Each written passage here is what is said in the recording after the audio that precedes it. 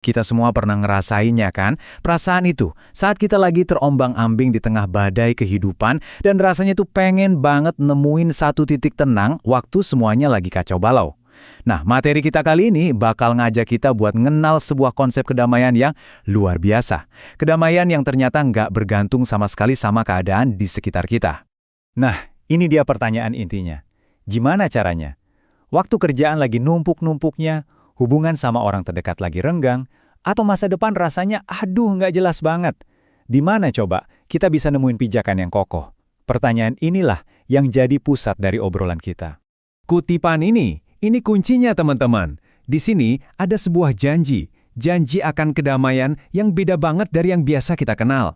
Ini bukan sekedar nggak ada masalah, tapi sesuatu yang jauh lebih dalam, sesuatu yang bertahan. Coba deh kita lihat gimana ini bisa kejadian di sebuah kisah nyata yang dramatis banget. Oke, sekarang kita beralih ke kisah Rasul Paulus. Perjalanannya di kota Listra ini jadi contoh yang wow, pas banget. Contoh gimana seseorang bisa ngalamin pujian setinggi langit, tapi juga penderitaan paling dalam cuma dalam waktu yang super singkat. Jadi ceritanya gini, dimulai dengan sebuah keajaiban. Paulus waktu itu ngelihat seorang pria yang lumpuh dari lahir, terus dia sembuhin. Bisa bayangin gak sih hebohnya suasana waktu itu? Nah, peristiwa inilah yang jadi pemicu dari rentetan kejadian yang gak bakal kita duga. Reaksi orang-orang, wah gila banget. Mereka takjubnya sampai kelewat batas. Sampai ngira Paulus dan temannya, Barnabas, itu dewa Zeus dan Hermes yang lagi turun ke bumi. Mereka bahkan udah siap-siap mau kasih persembahan kurban buat Paulus. Ini benar-benar puncak dari sanjungan dan pujian. Nah, disinilah ceritanya berbalik arah. 180 derajat. Setelah Paulus dengan tegas nolak buat disembah sebagai dewa, suasananya langsung berubah total. Rasa kagum yang tadi meluap-luap, sekarang berubah jadi kebencian yang benar-benar buta. Dan disinilah titik terendahnya. Benar-benar titik terendah. Orang banyak yang sama loh, yang beberapa saat lalu mau muja-muja dia, sekarang justru nimpukin Paulus pakai batu, sampai mereka pikir dia udah tewas. Mereka seret dia keluar kota dan ditinggalin gitu aja. Coba deh kita pikirin. Pertanyaannya kan jadi gini, gimana mungkin orang yang habis dipuja setinggi langit terus tiba-tiba dikhianati dan dihajar kayak gitu bisa bangkit lagi? Ini bukan cuma soal fisik ya, tapi mentalnya, rohaninya gimana coba? Dari mana datangnya kekuatan itu? Nah, jawabannya inilah yang membawa kita ke inti dari kedamaian yang lagi kita bahas.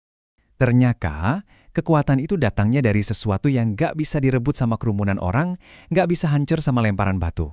Sesuatu yang datang dari dalam. Sumber kita menyebutnya sebagai sebuah kedamaian yang sangat istimewa. Jadi, inilah definisinya. Yang dimaksud damai Kristus itu bukan perasaan tenang karena ya semuanya lagi baik-baik aja. Bukan itu. Sebaliknya, ini adalah sebuah keyakinan dan kekuatan dari dalam yang sumbernya adalah hubungan sama Tuhan yang tetap ada bahkan ketika dunia di sekitar kita lagi hancur berantakan. Nah, di sini kita bisa lihat bedanya jauh banget. Kedamaian yang dunia kasih itu rapuh. Dia ada pas kita dapat promosi, pas kita sehat, pas semua lancar. Tapi begitu ada masalah, langsung hilang. Nah, kedamaian yang kita bahas ini justru paling kerasa kekuatannya pas kita lagi di tengah badai. Ini bukan tentang lari dari penderitaan, tapi nemuin kekuatan di dalam penderitaan itu sendiri. Jadi, poin pentingnya gini, kedamaian ini tuh lebih dari sekedar emosi. Ini kayak jangkar buat jiwa kita. Ini keyakinan yang mendalam bahwa bahkan dalam penolakan dan rasa sakit yang paling parah sekalipun, kita tuh nggak sendirian. Dan inilah yang bikin Paulus bisa bangkit, nepis debu dari badannya, dan balik lagi ke kota buat lanjutin misinya. Terus, apa artinya ini semua buat kita sekarang, di hidup kita sehari-hari?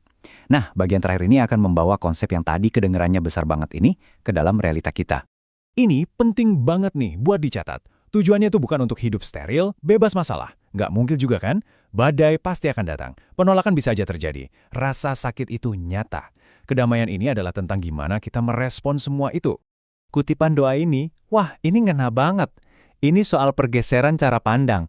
Dari yang tadinya mikir, gimana caranya gue keluar dari penderitaan ini, jadi mikir, gimana caranya gue bisa jadi terang di tengah penderitaan ini.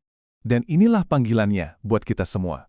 Dengan punya kedamaian dari dalam ini, pengalaman terberat kita pun bisa kita ubah jadi kesaksian yang ngasih harapan buat orang lain. Luka kita justru bisa jadi sumber kekuatan buat dunia yang juga terluka. Ini cara mengubah tragedi pribadi jadi kekuatan bersama. Sebagai penutup, saya mau ninggalin Anda dengan pertanyaan ini. Coba deh direnungkan, ketika ombak kehidupan lagi kencang-kencangnya, di mana Anda menaruh jangkar Anda? Apa yang ngasih Anda kekuatan buat bangkit lagi? Mungkin, dengan memikirkan hal ini, kita bisa memulai langkah pertama untuk menemukan kedamaian yang sejati, yang bertahan lama.